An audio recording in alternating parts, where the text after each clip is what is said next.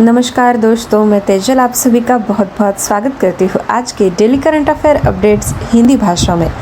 आज का पहला अपडेट है, सभी नागरिकों के लिए उचित, निष्पक्ष और न्याय प्रक्रिया सुनिश्चित करने के लिए जागरूकता फैलाने के लिए हर साल 9 नवंबर को राष्ट्रीय विधिक सेवा दिवस यानी NLSD मनाया जाता है।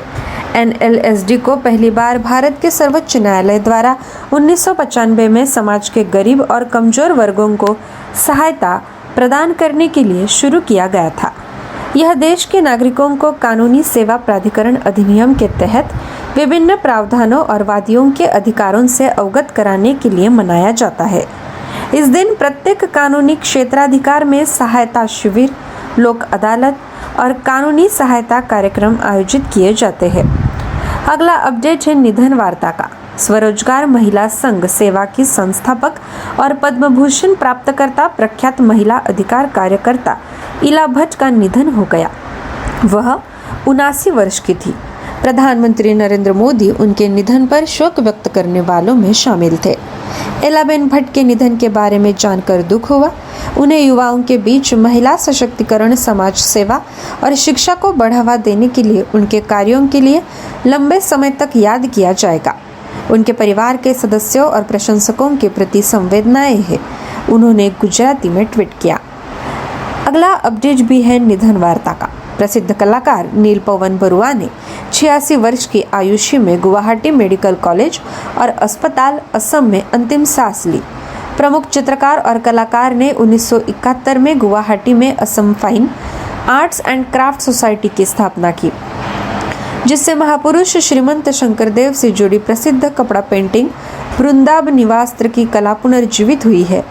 1 जून 1936 को जोरहाट जिले के सागौन के पास तमुलिंगा गांव में जन्मे और अपने चित्रों को चित्रित करने के लिए असामान्य माध्यमों का उपयोग करने के लिए वह जाने जाते हैं। 2021 में उन्हें असम सरकार द्वारा असम सौरा पुरस्कार से सम्मानित किया गया। अगला अपडेट है रक्षा वार्ता का।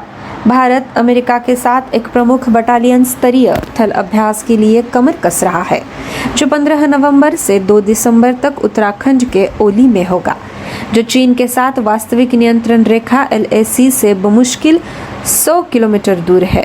वार्षिक भारत अमेरिका द्विपक्षीय सैन्य अभ्यास युद्ध अभ्यास के लिए कई जटिल अभ्यासों की योजना बनाई जा रही है।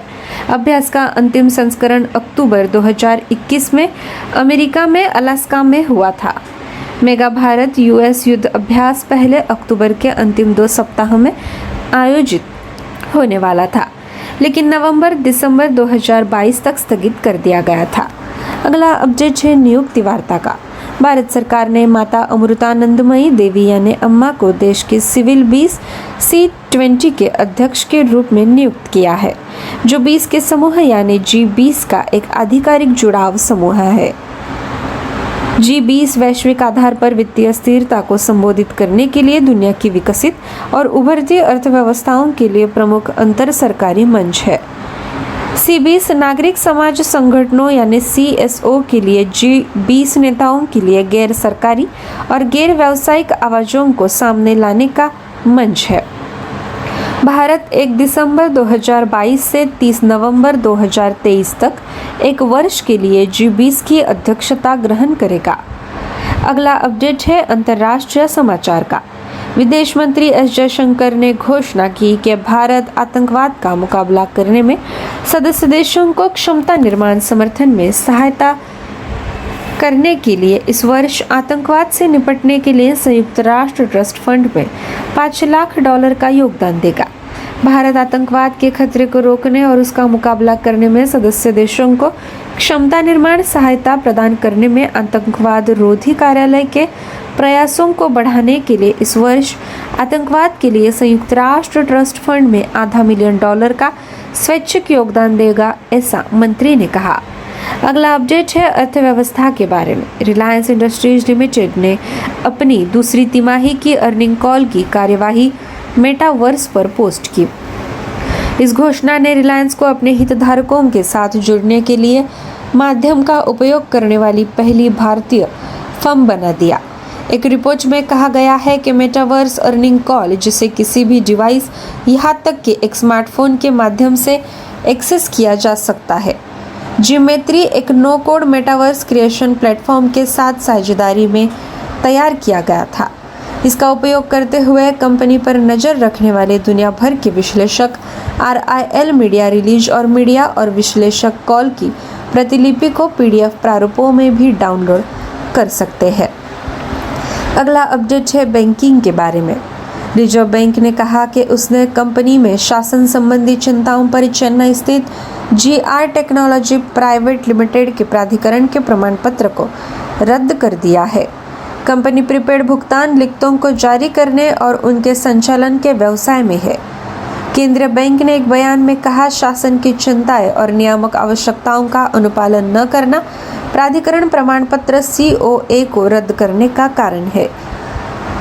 COA के निरसन के बाद GR टेक्नोलॉजी प्रीपेड भुगतान साधनों को जारी करने और संचालन के व्यवसाय को लेन देन नहीं कर सकती है, यह कहा।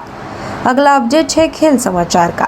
महाराष्ट्र की भारोत्तोलक आकांक्षा व्यवहारे ने गाजियाबाद में खेलो इंडिया नेशनल रैंकिंग महिला वेटलिफ्टिंग टूर्नामेंट में 40 किलोग्राम भार वर्ग में 3 नए राष्ट्रीय रिकॉर्ड बनाए।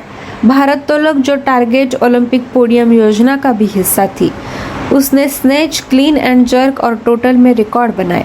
आकांक्षा ने 60 किलोग्राम भार उठाकर अपने मौजूदा स्नेच राष्ट्रीय रिकॉर्ड को बेहतर बनाया। उन्होंने क्लीन एंड जर्क में 71 किलोग्राम दर्ज किया और इस प्रक्रिया में कुल 131 किलोग्राम का भार दर्ज किया। अगला अपडेट भी है रक्षा समाचार का। भारत मोजाम्बिक तंजानिया त्रिपक्षीय अभ्यास यानी IMT-TRILAT का पहला संस्करण भारतीय मोजाम्बिक और तंजानिया की नौसेनाओं के बीच एक संयुक्त समुद्री अभ्यास हाल ही में डार एस सलाम तंजानिया में शुरू हुआ।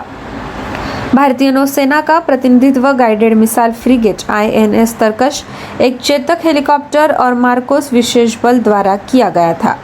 अभ्यास के 3 व्यापक उद्देश्य थे: प्रशिक्षण और सर्वोत्तम प्रथाओं को साझा करने, अंतर संचालनीयता बढ़ाने और समुद्री सहयोग को मजबूत करने के माध्यम से आम खतरों को दूर करने के लिए क्षमता का विकास करना।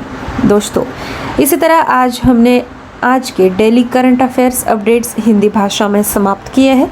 मिलते हैं अगले सत्र में। आप सभी का बहुत बहुत शुक्रिया।